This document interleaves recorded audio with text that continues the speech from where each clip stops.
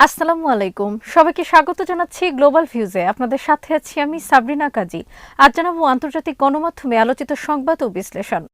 যুক্তরাষ্ট্রকে সতর্ক করেছেন রাশিয়ার সাবেক প্রেসিডেন্ট দিমিত্রি মেদভেদেভ। তিনি বলেছেন শিগগিরই ওয়াশিংটনের কাছে পৌঁছে যাবে রাশিয়ার অত্যাধুনিক হাইপারসোনিক ক্ষেপণাস্ত্র। ইউক্রেন যুদ্ধের বিরোধিতাকারী রুশ নাগরিকদের পাশে আছে যুক্তরাষ্ট্র। মস্কোর মার্কিন দূতাবাসের এমন মন্তব্যের পর এই হুমকি দিলেন মেদভেদেভ।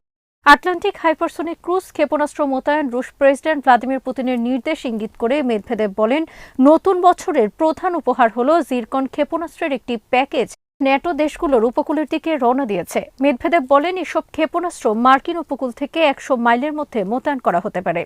মস্কোতে মার্কিন দূতাবাস একটি ভিডিও বার্তায় ইউক্রেনের যুদ্ধের বিরোধিতাকারী রুশ নাগরিকদের প্রতি সমর্থন জানানো হয়। রুশ নাগরিকদের প্রতি আবেদন শিরোনামে ৫০ সেকেন্ডের ভিডিওতে ইউক্রেনে বোমা বর্ষণে ক্ষয়ক্ষতির ছবি যুক্ত করা হয়। এতে রুশ নেতা লিওনিদ ব্রেজনেভ, মিখাইল গর্বাচেভ ও বরিস ইয়েলৎসিনকে দেখানো হলেও পুতিনকে অন্তর্ভুক্ত করা হয়নি। ইউক্রেনে যুদ্ধ করার জন্য আরও ৫ লাখ সেনা পাঠানোর পরিকল্পনা রয়েছে রাশিয়ার। এ লক্ষ্যে প্রয়োজনীয় প্রস্তুতিও গ্রহণ করছে মস্কো। সামরিক গোয়েন্দা তথ্যের ভিত্তিতে এমনটাই দাবি করেছে ইউক্রেনের সশস্ত্র বাহিনী। দ্য গার্ডিয়ানের প্রতিবেদন অনুসারে এর আগে ২০২২ সালের অক্টোবরে রাশিয়া ইউক্রেনে অতিরিক্ত ৩ লাখ সেনা মোতায়েন করেছে। এখন আরও ৫ লাখ সেনা মোতায়েনের পরিকল্পনা করছে বলে দাবি করল ইউক্রেন। দেশটির দাবি, মূলত পুতিনের এই যুদ্ধ শেষ করার কোনো ইচ্ছাই নেই, তাই নতুন করে সেনা মোতায়েনের পরিকল্পনা করছেন পুতিন। ইউক্রেনের সামরিক গোয়েন্দা বিভাগের উপপ্রধান ভাদিম স্কিবোতস্কি বলেন, ইউক্রেন বিশ্বাস করে নতুন করে সেনা মোতায়েনের পরিকল্পনা এটি নির্দেশ করে যে রাশিয়া আসন্ন বসন্ত এবং গ্রীষ্মে আমাদের দেশের পূর্ব এবং দক্ষিণাঞ্চলে নতুন করে আক্রমণ চালাবে। রুশ প্রেসিডেন্ট ভ্লাদিমির পুতিন ইউক্রেনে ৩৬ ঘণ্টার যুদ্ধবিরতি ঘোষণা করার পরও রাশিয়া ইউক্রেনের মধ্যে গোলা বিনিময়ের ঘটনা ঘটেছে। শুক্রবার ইউক্রেনের বাকমুত, ক্রেমিনা ছাড়াও লুহানস্ক, ডোনেটস্কের বিভিন্ন স্থানে রাশিয়া ইউক্রেনের সেনার পাল্টা হামলা চালিয়েছে। বৃহস্পতিবার বড়দিন উৎসবের ছুটি উপলক্ষে ৩৬ ঘণ্টার যুদ্ধবিরতি ঘোষণা দেন পুতিন। তিনি এই ২ দিন রুশ সেনাদের হামলা চালানো থেকে বিরত থাকার নির্দেশ দেন। তবে যুদ্ধবিরতি শুরুর ঠিক আগ মুহূর্তে খেরসন এবং ক্রামাটোরস্ক শহরে মুহুর্মুহু রকেট ছোঁড়ে রাশিয়ান সেনারা। অবশ্য রাশিয়ার প্রতিরক্ষা মন্ত্রণালয় এক বিবৃতিতে দাবি করেছে, যুদ্ধবিরতি ঘোষণার পরও ইউক্রেনের সেনারা প্রথমে হামলা চালিয়েছে। ইউক্রেনের প্রেসিডেন্ট ভলোদিমির জেলেনস্কি পুতিনের এই যুদ্ধবিরতি মানবেন না বলে ঘোষণা দিয়েছিলেন। এটিকে রাশিয়ার চক্রান্ত হিসেবে অভিহিত করেছিলেন তিনি। বেলারুশে নতুন করে আরও সেনা পাঠিয়েছে রাশিয়া। ফলে উত্তর দিক থেকে কিয়েভে হামলার আশঙ্কা আরও বেড়েছে। গত ফেব্রুয়ারিতে বেলারুশ থেকে সেনা পাঠিয়ে ইউক্রেনের রাজধানী ঘেরাও করেছিল মস্কো। তবে তখন কিয়েভ দখলের পরিবর্তে ইউক্রেনের দক্ষিণাঞ্চলের দিকে মনোযোগ সরিয়ে নেয় রাশিয়া। এখন আবার বেলারুশে সেনা বৃদ্ধি করায় নতুন করে আতঙ্ক সৃষ্টি হয়েছে কিয়েভের শাসকদের মধ্যে। আল জাজিরা জানিয়েছে, রুশ সেনা এবং সমরাস্ত্র নিয়ে বেলারুশ গেছে নতুন ট্রেন। বেলারুশের প্রতিরক্ষা মন্ত্রণালয় থেকেও এই খবর নিশ্চিত করা হয়েছে। প্রেসিডেন্ট আলেক্সান্ডার লুকাশেনকো শুক্রবার রাশিয়ার সেনাদের সঙ্গে দেখা করতে তাদের সামরিক ঘাঁটি সফর করেন। এ সময় রুশ সেনাদের প্রতিনিধিদের সঙ্গে আলোচনা করেন তিনি। সামনে ২ দেশ যৌথ সামরিক মহড়া চালাবে বলে জানানো হয় প্রতিরক্ষা মন্ত্রণালয়ের তরফ থেকে। ইউক্রেনে অত্যাধুনিক সাজোয়াজান ও প্যাট্রিয়ট আকাশ প্রতিরক্ষা ব্যবস্থা পাঠানোর যে সিদ্ধান্ত জার্মানি নিয়েছে তার তীব্র নিন্দা জানিয়েছে রাশিয়া। মস্কো বলেছে, জার্মানির এই পদক্ষেপকে ইউক্রেনের সংঘাত আরও বেশি ছড়িয়ে দেওয়ার পদক্ষেপ হিসেবে দেখছে রাশিয়া। বার্লিনস্থ রুশ দূতাবাস এক বিবৃতি প্রকাশ করে নিন্দা জানিয়েছে। বিবৃতিতে বলা হয়, আমরা এই সিদ্ধান্তের তীব্র নিন্দা জানাচ্ছি এবং বিষয়টিকে ইউক্রেনে চলমান সংঘাত আরও ছড়িয়ে দেওয়ার একটি অপচেষ্টা হিসেবে বিবেচনা করছি। ইউক্রেনের উত্তর কোরিয়ার ৫টি ড্রোনের একটি দক্ষিণ কোরিয়ার প্রেসিডেন্ট প্রাসাদের কাছে ঢুকে পড়েছে। দক্ষিণ কোরিয়ার এক সামরিক কর্মকর্তা ঘটনার সপ্তাহখানেক পরে কথা স্বীকার করেছেন। এই ঘটনায় তীব্র প্রতিক্রিয়া জানিয়েছে উত্তর কোরিয়ার কর্মকর্তারা। খবরে বলা হয়, উত্তর কোরিয়ার একটি ড্রোন সপ্তাহখানেক আগে দক্ষিণ কোরিয়ার রাজধানী সিউলের আকাশে পরিভ্রমণের পর নিরাপদে গন্তব্যে ফিরে গেছে। বার্তা সংস্থা স্পুটনিক দক্ষিণ কোরিয়ার এক সামরিক কর্মকর্তার বরাত দিয়ে উত্তর কোরিয়ার ওই ড্রোনের অনুপ্রবেশের বর্ণনা দিয়েছেন। স্পুটনিক জানায়, ওই সামরিক কর্মকর্তা স্বীকার করেছেন যে উত্তর কোরিয়ার ড্রোন দক্ষিণ কোরিয়ার নো ফ্লাই জোন থেকে ৩.৭ কিলোমিটার ভেতরে একেবারে প্রেসিডেন্ট প্রাসাদের কাছে চলে যায়।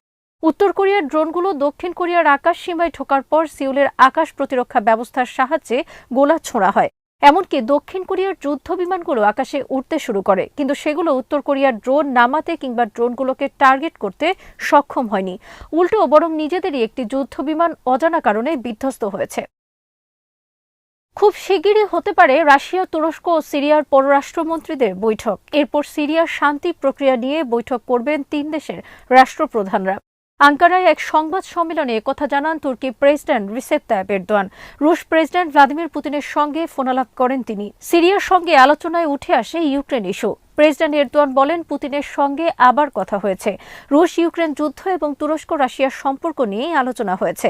গত মাসের শেষের দিকে মস্কোয় রাশিয়া, সিরিয়া ও তুরস্কের গোয়েন্দা প্রধান এবং প্রতিরক্ষা মন্ত্রীদের বৈঠকের কথাও তুলে ধরেন তিনি।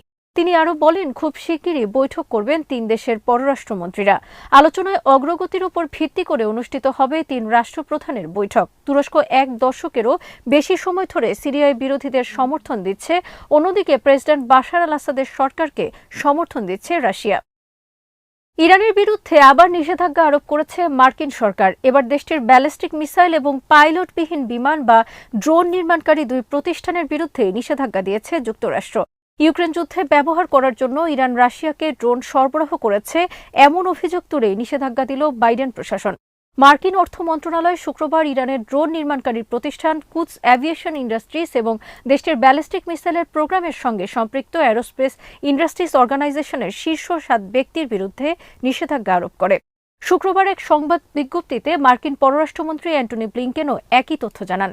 ব্লিংকেন বলেন, ইরান এখন রাশিয়ার শীর্ষ সামরিক সহায়তাকারী হয়ে উঠেছে। তাদেরকে অবশ্যই ইউক্রেনের রুশ আগ্রাসনের প্রতি সমর্থন বন্ধ করতে হবে। ব্রিটিশ রাজা চার্লস এবং প্রয়াত প্রিন্সেস ডায়ানার ছোট ছেলে প্রিন্স হ্যারি আফগানিস্তানে তালেবান যোদ্ধাদেরকে হত্যা করা নিয়ে এক মন্তব্যে সুনাম খুইয়েছেন বলে জানিয়েছেন সাবেক ব্রিটিশ সামরিক কর্মকর্তারা। হ্যারি তার আত্মজীবনীমূলক গ্রন্থ স্পেয়ারে আফগান যুদ্ধে 25 জন তালেবানকে হত্যা করার কথা জানিয়েছেন এবং এই হত্যাকে দাবার বোর্ড থেকে গুটি সরিয়ে দেওয়ার সঙ্গে তুলনা করেছেন। সাবেক ব্রিটিশ সামরিক কর্মকর্তা কর্নেল রিচার্ড কেম বিবিসিকে বলেছেন, প্রিন্স হ্যারির এমন মন্তব্য সুবিবেচনাপ্রসূত নয়। ব্রিটিশ সেনাবাহিনীতে থাকার সময় আফগানিস্তানে কিছু সময়ের জন্য ফরওয়ার্ড এয়ার কন্ট্রোলার এবং পরে অ্যাপাচি হেলিকপ্টারের পাইলট ছিলেন হ্যারি। সেই সময়কার ঘটনাবলী সবিস্তারে উল্লেখ করেন তিনি। হ্যারি লিখেছেন, এটি গর্ব করার মতো কোনো পরিসংখ্যান নয়, কিন্তু আমি এতে লজ্জিতও নই।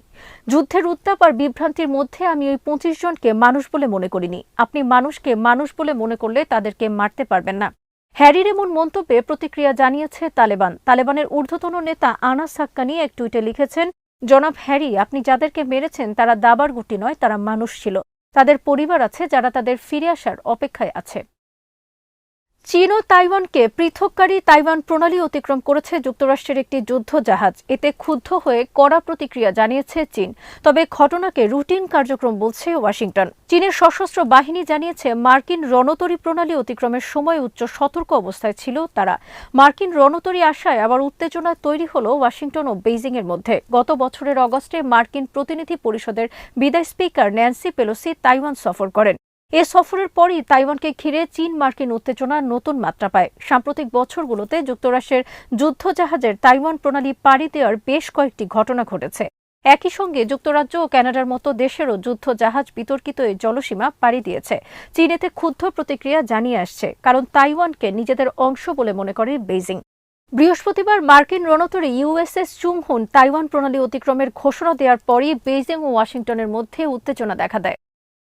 ফ্রান্সে ইসলাম বিদ্বেষ ছড়িয়ে দেওয়ার ঘৃণ্য অপচেষ্টার তীব্র নিন্দা জানিয়েছে ইরান ও পাকিস্তান। সেই সঙ্গে ইসলাম এবং এর পবিত্র বিষয়গুলোর যে কোনো অবমাননা প্রতিহত করার জন্য কঠোর পদক্ষেপ নিতে মুসলিম দেশগুলোর প্রতি আহ্বান জানিয়েছে ইসলামাবাদ ও তেহরান।